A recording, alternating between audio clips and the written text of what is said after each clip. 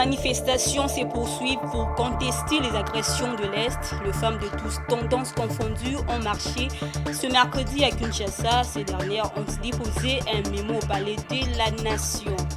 Et puis 13 banques centrales ont adhéré au système panafricain de paiement et de règlement, une initiative visant à faciliter les règlements des échanges et des paiements intra-africains en monnaie locale. C'est la grande édition. Madame, Messieurs, bonsoir et bienvenue. Les mouvements de manifestation pour dénoncer la guerre à l'Est se poursuivent à Kinshasa. Ce mercredi 14 février, des centaines de personnes ont marché de la gare centrale jusqu'au palais de la Nation où ils ont déposé un mémo de femmes de toutes tendances confondues et des hommes engagés dans la masculinité positive. On prépare à cette marche pour ce manifestant. La guerre à l'Est est un frein pour l'autonomisation des femmes et la stabilité de la famille. Rachel Misenga et Les femmes des différentes institutions publiques, des entreprises publiques et privées, des organisations de la société civile, des confessions religieuses, ainsi que de partis politiques, mais aussi des hommes, tous mobilisés comme un seul homme sous le leadership du ministère du Genre, Famille et Enfants, ont organisé une marche pacifique ce mercredi 14 février contre l'agression de la République démocratique du Congo par le Rwanda. Il est 8 heures, début de la marche à la gare centrale à destination du Palais de la Nation. Tous vêtus en noir, affiches à la main, entonnant des chansons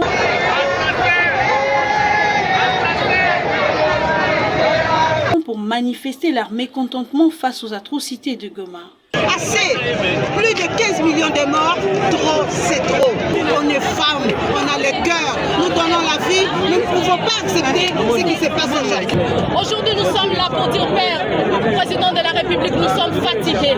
Les femmes sont violées, les enfants de 13 ans, 12 ans, 11 ans. Avoir une fille chez nous c'est devenu un problème. Et nous sommes là pour dire Papa, si les autres sont en Ukraine en train de soutenir l'Afrique, personne ne nous soutient. Nous venons vous dire que nous, peuple congolais, que nous-mêmes nous puissions nous sauver. La ministre du Genre, Famille et Enfants, qui a elle-même participé à cette marche après dépôt du mémorandum, n'a pas manqué de donner les motivations de cette marche, dénonçant ainsi la complicité de la communauté internationale qui se sont alliés aux agresseurs de la RDC. Avons marché aujourd'hui pour exprimer notre compassion et notre solidarité à l'égard de nos compatriotes de l'Est qui continuent de pleurer les leurs, qui tombent sous les balles de nos ennemis et qui vivent les calvaires des différentes atrocités.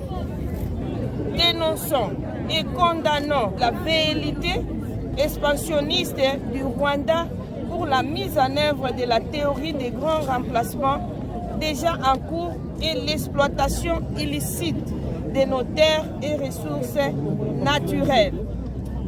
Fustigeons la complicité de la communauté internationale représentée par les USA, la France, la Belgique et les Royaumes-Unis, la Pologne, pour s'être rangés aux côtés de nos oppresseurs et leur politique immorale de soutien à nos agresseurs d'un côté et des réponses humanitaires inopportunes de l'autre côté. Pour la Journée internationale des droits de la femme, cette année, la ministre du Genre, Famille et Enfants a signalé qu'elle sera célébrée sous une attitude de deuil pour compatir avec les compatriotes victimes de ces atrocités. À cet effet, le port de la tenue noire en cette journée est recommandé. Autre chose, Saké au nord Kivu, au fur et à mesure que les affrontements s'intensifient, les populations fuient leur domicile, la violence est âpre. Cette localité, à 25 km de Goma, a vu s'évider ces populations. Nous avons recueilli des témoignages de déplacés livrés à eux-mêmes. Ils exhortent les autorités à les aider à retrouver leur domicile pour échapper à la chape de plomb du M23. Je vous propose de suivre le témoignage d'un homme de 64 ans qui a fui sa localité. Suivez. Mie ni mkimbizi. Ile juzi vita ilitupiga. Jana ndio nilitoka kunyumba, lakini wengine waliweza kutoka huko ile juzi yake tu. Na ndio pale tunakamatika hapa. tulitoka bila kitu chochote. Kwangu ni Sake Kaduki Stade. Masasi ilianza mapande ya 3h du matin. Tukazizima tu, wengine wakaanza tu kwenda. Ilipokuwa saa 4 tukajikuta wasoda yetu jeshi naanza kukimbia, na ndio pale sasa na sisi tukatoka na miguu mpaka hapa. Hakuna chochote ambacho tuliweza kutosha ndani ya nyumba, na chakula hakuna. Hivi tuko na mimi nalala pale kukinyumba pale hapa nje. Nilikuwa na mtoto mmoja, ila sijue kwenye wengine wako, na bibi sijue kwenye jamaa yote iko. Nyumbangu ninaishi na watoto 10, sawa niko na wanjuku 8 yangu na wanjuku yangu 2 na bibi sasa ndio 11. Kwa sasa niko na miaka 64. Ninaishi kwa jembe, nilikuwa commerçant. Nilipohomba basi nikakuwa mlimaji. Maisha ya watoto, wengine walikuwa wanaenda kwa masomo, wengine nilipoangalia, wengine nao ndio wenyewe walikuwa wananisaidia. Kwa leo nao walishakuwa na jamaa, hivi niko tu hivi sina chochote. Hii vita inatusumbua, sijue kama sisi sote tutakuwa namna gani. Familia mingi inazorotwa, familia mingi zaidi zone Masisi, Ruchuru, hatujue kama tufena namna gani. Ila watu sawa vile wakubwa waongozi wa inji watusaidie basi turudie tena kunyumba, sababu hapa hatuna chochote cha kukula, hatuna batoto habasome, tunakosa kama tujifanye namna gani. Manume sawa vile wa miaka 64 anze tena kulala nje, mvua inanisumbua, watoto sijue kwenye wako, na hivi sababu tu ni vila, lakini hivi tu ni lufu tu ndio tuko ndani. Hii ndio tu ya kwanza mimi nakimbia ya M23, hiyo yenyewe natusumbua, sijue kama kama tukue namna gani na kama batutie wapi. Mimi niko malia Sake, niko malia Kiluku, mgrupema Mvunyi Shanga. Basi nikatoka nikauza parcelle Sake, na hivi pale ndio kwenye mimi naishi. Miaka 21 ndio nimemaliza Sake. Parlons sport. Affaire Héritier Luvumbu, le milieu du terrain congolais est arrivé à Kinshasa aujourd'hui, ce après une polémique qui a été suscitée par son geste dénoncer les génocides en RDC lors d'un match qui jouait dans le club rwandais Royal Sport. Héritier Luvumbu a pu regagner sa terre en toute sécurité. Damani Mushinga pour les commentaires. Héritier Luvumbu, le footballeur congolais qui a connu des déboires à Kigali pour avoir célébré son but par le geste dénonçant l'agression de la RDC par le Rwanda, sous le silence de la communauté internationale, a regagné la ville de Kinshasa aujourd'hui et a été accueilli par le ministre de Sport à l'aéroport international de Njili. Le milieu de terrain congolais Héritier Luvumbu avait été suspendu pour 6 mois de toutes les activités sportives au Rwanda après avoir exprimé son soutien aux populations de l'Est lors d'un match de la Rwanda Premier League. Après avoir appris cette suspension de 6 mois de l'affaire Wafa, Héritier Luvumbu se voit également être chassé par son club, le Rayon Sport. Le joueur congolais est désormais libre de tout contrat et a donc regagné la terre de ses ancêtres. Héritier Luvumbu avait été auditionné par la Fédération rwandaise de football pour discuter de son comportement avant que le verdict ne tombe. Luvumbu, évoluant pour Rayon Sport, avait marqué un but spectaculaire lors de la rencontre face à Police FC dimanche dernier. Avant de faire sa bouche d'une main et en pointant 2 doigts sur sa tempe, signifiant ainsi son inquiétude quant à la situation sécuritaire à l'Est. Cependant, son club Rayon Sport a rapidement réagi en condamnant le geste de son joueur, soulignant l'importance de la discipline sur et en dehors du terrain. Les réseaux sociaux rwandais ont également été le théâtre des vives réactions, certains demandant même le licenciement et l'expulsion de Luvumbu ou du Rwanda. Prenons cette information en bref. La Cour militaire s'est prononcée ce mardi 13 février sur la demande de la mise en liberté provisoire sollicitée par les avocats de Salomon Kalonda au regard de la dégradation de son état de santé pour une prise en charge médicale à l'extérieur du pays. Elle rejette cette demande de la partie prévenue et recommande à Salomon Kalonda de se faire soigner à la clinique universitaire ou à l'hôpital HJ. Salomon Kalonda a été arrêté le 30 mai à l'aéroport de Njili à Kinshasa et ses avocats contestent depuis toujours les accusations portées contre lui. Autre chose, célébration ce 14 février de la journée mondiale du bonobo, un animal qu'on trouve qu'en République démocratique du Congo et aussi l'un du patrimoine mondial de l'humanité a été découvert en 1920 où le premier spécimen furent capturés. Suivez la présentation de cette richesse de la RDC faite par Maryse Boleli. Chaque 14 février est la journée mondiale du bonobo. Cet animal est un chimpanzé nain ou un chimpanzé pygmée qui est une espèce de primate de la famille des hominidés. Ce quadrumane a un corps et une tête qui mesurent environ 82 cm. Le mâle mesure en position de semi-bipédie environ 1,19 m pour un poids allant de 37 à 61 kg. Et la femelle mesure 1,11 m pour un poids allant de 27 à 38 kg. Le nom bonobo découle de la déformation du nom de la ville de Bolobo, située sur les rives du fleuve Congo, où le premier spécimen furent capturés dans les années 1920.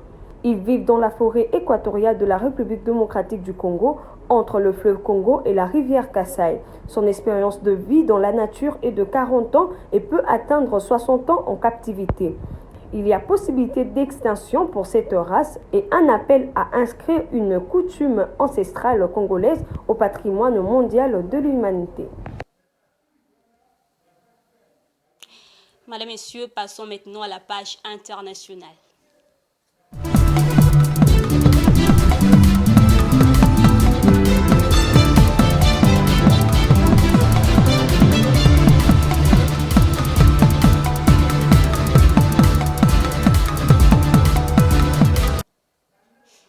Avec une augmentation de 27%, les investissements directs étrangers au cours de 9 premiers mois de 2023 à Maurice se sont estimés à 5,3 millions de dollars, en croire la Banque centrale mauricienne. Cette performance souligne l'attrait de l'île en tant que destination d'investissement solide et durable dans la région. À noter que l'Europe reste la première source des investissements directs étrangers de ces pays insulaires. Suivez. Investissements directs étrangers IDE à Maurice ont grimpé de 27% au cours des 9 premiers mois de l'année 2023, selon les données de la Banque de Maurice. Ainsi, la nation insulaire a enregistré un total de 503 millions de dollars durant la période sous revue. Les secteurs qui ont particulièrement attiré ces investissements comprennent l'immobilier, le tourisme, le secteur des technologies, de l'information et de la communication et le secteur financier. Par contre, les flux des investissements ont reculé dans l'agriculture, le secteur manufacturier et la construction. Les secteurs qui ont contribué à l'augmentation des investissements directs étrangers en île Maurice sont au nombre de 5. L'immobilier, l'outsourcing, les services financiers et les assurances. Les investissements directs étrangers sont extrêmement importants pour un pays comme l'île Maurice. Il y a déjà au préalable des infrastructures qui ont été bâties pour accueillir ces opérateurs économiques étrangers. L'immobilier a été parmi les principaux bénéficiaires de ces IDE au cours des 9 premiers mois de l'année 2023 à Maurice. Ce secteur a mobilisé 69% du total des investissements recensés dans l'état insulaire de l'océan Indien. Ainsi, les IDE réalisés dans le secteur de l'immobilier se sont établis à 15,85 milliards de roupies entre le 1er janvier et le 30 septembre 2023. Un pays comme l'île Maurice, qui est à mi-chemin entre l'Afrique et l'Asie, reste dans ce réceptacle qui va attirer suffisamment d'investisseurs sur son site. Et en conséquence, qu'est-ce que le pays a donc fait? Il a construit ces zones économiques spécifiques où les unités industrielles qui y sont établies, pour l'essentiel, vont reverser dans le monde entier leur production. Par ailleurs, l'économie mauricienne est articulée autour des exportations qui ont généré 170 milliards de roupies en 2023. Pour cela, ce pays a conclu des accords avec d'autres pays africains comme le Ghana, le Sénégal et Madagascar afin de créer des zones économiques spéciales dans ces pays et d'ouvrir des marchés de niche pour les exportations mauriciennes.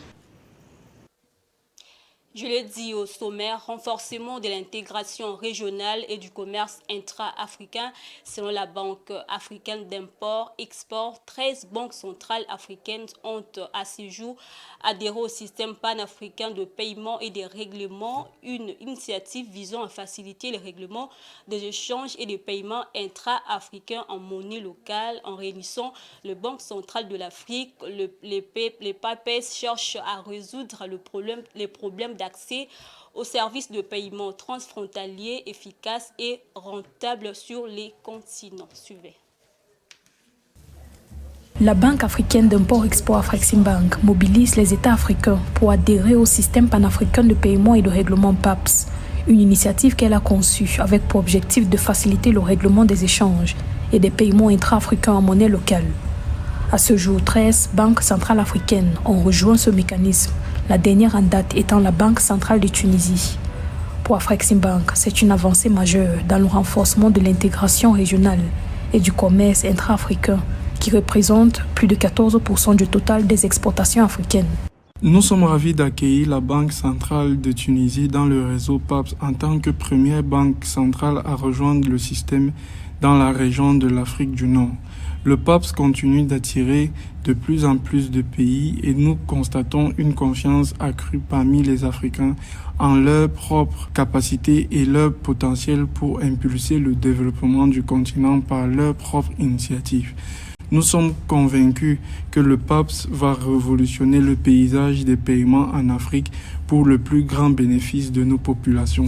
Avec l'adhésion des banques centrales africaines au PAPS, le continent devrait connaître des services de paiement transfrontaliers fluides dans le cadre de la mise en œuvre de la zone de libre-échange continentale africaine. En réunissant les banques centrales de l'Afrique, le PAPS cherche à résoudre le problème d'accès aux services de paiement transfrontaliers efficaces et rentables à travers le continent. Les entreprises et particuliers bénéficieront également d'une réduction des coûts de transaction dans le cadre d'échanges avec d'autres pays africains et d'un plus grand nombre d'opportunités commerciales. Les banques centrales constituent un acteur majeur dans le réseau PAPS. Elles ont tellement d'autres considérations à prendre en compte en adoptant le PAPS. Il s'agit de vendre les avantages du PAPS et de les amener à comprendre ces avantages et adopter l'initiative. Nous bénéficions désormais de beaucoup plus de soutien que par le passé. Nous avons beaucoup plus de gouvernements qui se conforment et nous pensons qu'au cours du prochain trimestre, nous annoncerons un certain nombre de nouveaux pays qui ont rejoint le PAPS. Afreximbank encourage les États africains à rejoindre le PAPS en vue de faciliter l'intégration dans le secteur formel, améliorer les exportations intra-africaines et réduire les délais de traitement des transactions et la dépendance aux devises étrangères. Le réseau PAPS intègre désormais les banques centrales du Nigeria, du Ghana, de Guinée, de Gambie, du Libéria, de Sierra Leone, du Kenya, du Rwanda, de Djibouti, du Zimbabwe, de Zambie, du Malawi et de Tunisie. Ce journal est terminé. Je vous rappelle les différents titres. Deux manifestations se poursuivent pour contester les agressions de l'Est. Les femmes de toutes tendances confondues ont marché ce mercredi à Kinshasa. Ces dernières ont déposé un mémo au palais de la Nation. Et puis 13 banques centrales ont adhéré au système panafricain de paiement et de règlements, une initiative visant à faciliter les règlements des échanges et de paiements intra-africains en monnaie locale. Voilà, c'est la fin de ce journal. Madame, Messieurs, merci à vous de l'avoir suivi. Au revoir.